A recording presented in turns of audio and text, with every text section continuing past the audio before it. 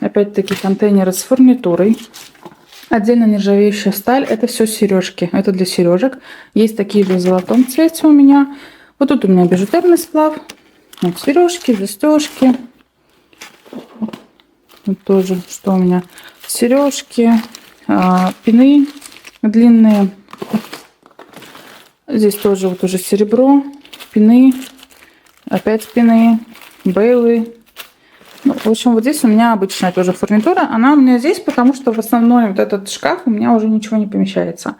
А мне уже давно пора остановиться, ничего больше не покупать.